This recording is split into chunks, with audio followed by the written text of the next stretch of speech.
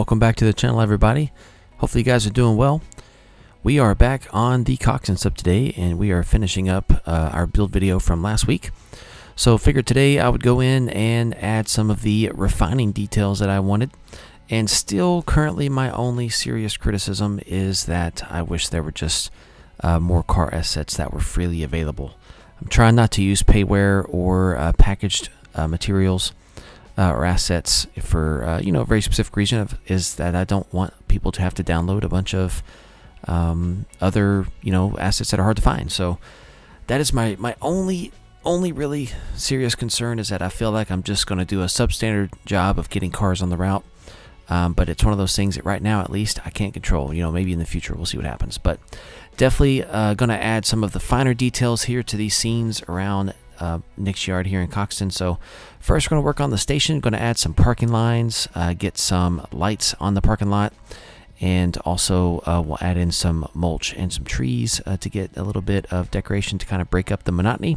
Plus, I finally went on to the download station and found myself a really nice station fence that I like. So we're going to use that as well to replace the heavy stone grated iron fence that I've got currently. But the finished view here of the station is going to look far better than what I currently had, and that I'm very happy about it. So do I make perfect stations that look exactly like they do in real life? Well, absolutely not.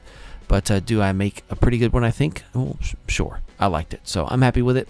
The final product, I think, was really good. So, but yeah, just getting the mulch in here. I do have some tree beds somewhere already downloaded. I just couldn't remember the name of it. So I just gave up on it for now. Later on, I'll go find it and see if I want to add those in, either in addition to or instead of the mulch. But right there, you just saw me do the bulk asset and replace. That was mostly just because I was in a bit of a hurry and had to actually make a cut there because I had to get off the computer and go help with the kids real quick when I was filming this the other day. But yeah, bulk asset replace is a lovely, lovely thing to have. All right, so clearly we've got really nicely manicured trees right up next to the trackside by the station just to add to the aesthetic. And then along the edge of the fence, we're just going to kind of put some bushes here to break up the scene, a couple of small trees. These are just essentials, in my opinion, for adding some of the basics for your scenery, just to kind of take away the boredom. You will always see me add clutter to a fence line. I just can't not do it. I have to do it. And then, of course, now, as you've heard about 6 or 7 episodes ago, my new love for Turfex. So I'm adding in all my shortgrass, and I've got my shortgrass set up where it's just below the ties here for the track that I have, if I don't have the track elevated above the ground at all, so it pokes up just a little bit. And since this is the end of the route that's not used by Trainz quite as much, it actually makes pretty good sense that there'd be a little bit of grass growing up between the tracks. But then, of course, I've got my long grass here that I throw in to the areas where there aren't any tracks. I don't really like the long grass growing over the track unless it's like exclusively a spur for industry. So for the most part, you'll see me throw in some short grass. With Turfex, if you lower the sensitivity, you can lower the density of the grass placement, which you saw me do previously. I've got the density kind of back up a little bit higher here. I do like the long grass to be dense, but there are plenty of times when I'm working around dirt and mud and things, I'd like the short grass to be a little bit less dense, and that just kind of lets it be where you still can see some of the dirt and stuff itself, and it looks like the grass is patchy, and I think it's a good look. Now also, you'll see me cutting these splines out. Now those are still pretty good grass splines, but I like the more consistent and less rigid look of the Turfex. So this yard here is a great example, though, of how I add in grass that's a little bit less dense. So a little bit later in the clip, you'll get a little bit better view of the what I call that yard over there. Oh, the class yard. I called it the drill yard. I think actually the drill yard. We only used those 6 tracks that we were just at to build outbound trains, so I called it the drill yard. But yeah, the other way you can raise the density is if you're back on the landscape tab and you have a Turfex asset selected, you can slide the density bar down at the bottom of the menu as well, and that will increase the density. So it's kind of old news at this point since we're beyond that, but if you go back, you'll see what I'm talking about. So here I wanted to get some cars in for the auto transload facility. So this is where we are delivering cars. We are not picking them up here, but we are delivering them. And so I figured I would just kind of line up the cars on the edge. Now, to be fair, Modern day auto transload facilities are typically extremely large because volume is everything in industry. You know, you increase your volumes, you can decrease your variable costs, which is, you know, the cost per item. And that's obviously a good thing. You get the bulk rate. So this is not the biggest automotive transload yard. However, it does get the point across. Plus, it uses that space pretty effectively and allows me to break up what was a really dead scene of just dirt everywhere. So I am going to add in some road markings here to kind of create a bit of a path as if, you know, we had everything mapped out for where truckers could go. And we'll kind of model it as if it is a one-way setup. I do realize that there's not a whole lot of space, and it is a pretty tight fit. But I will be honest, I have seen some businesses and different industries and things where things were incredibly tight, and I have seen some of these professional truck drivers really work some unbelievable magic. So don't put it past them. They can do their job well. That's why I've done it for so long.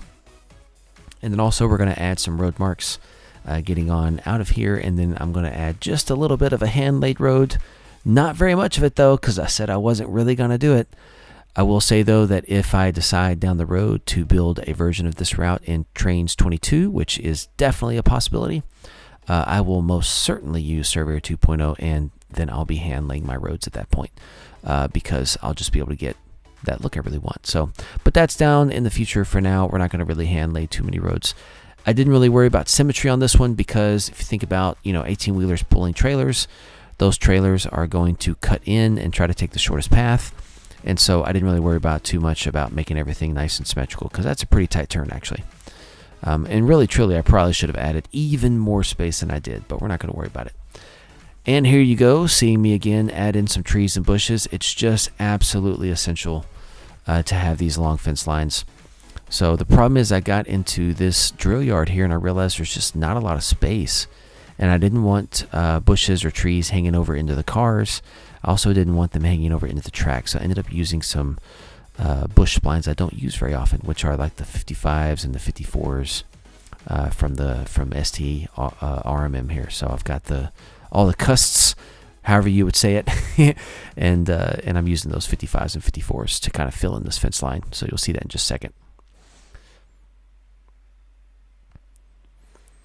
Once we get done here with the automotive terminal, I just go kind of run through and add in a couple of Turfex spots here and there and kind of polish up some of the textures, add in some grass and everything, just kind of pretty it up a bit. But this will be more or less the last little part we detail on this video today. There are, of course, still some areas here in Coxton that need some touch-up. So I figure I'll do some off-camera editing for the rest of Nick's yard here, get that all touched up. There's a couple of areas over by the engine terminal I got to get, and some, you know, clutter around the yard and everything. So I'll get all that set up off camera, and then, you know, next time I do an operations video that happens to be in Nick's yard in a few weeks, I'm sure you guys will get to see those changes, and it'll look very nice. So after that, though, I think my next route build video that I'll put out next week, I think I want to go down into the port here to the left, and I think I want to start working on the meat packing plant. So right now, that is the only industry down there in the port that's not currently modeled. I've got the tracks laid out, but I don't have any buildings. And so I've got an industry I want to use to represent that, and I'm going to have to redo some of the track plan. So I don't do a lot of work on the track, and so it'll be nice to be able to have that in a route build video because most of the track is already, you know, kind of laid out like I want it. So, but I think that'll be what I do next week for the route build, and then for Friday coming up, I'm going to put out another video on the JMRI partner project. Really excited about that. And then Monday, I'll throw an operations video in there. Pretty sure that I'm going to run the local in-buildery. So that'll be different and fun. But the sad news is it won't be full of the most amazing scenery on the planet. But we'll get there. Anyways, thanks for tuning in, guys. I'm going to leave you with some cinematics, so enjoy those. And I look forward to seeing you guys next time on the channel. Thanks always for watching, and make sure to leave a comment, a like, and subscribe. See you guys next time.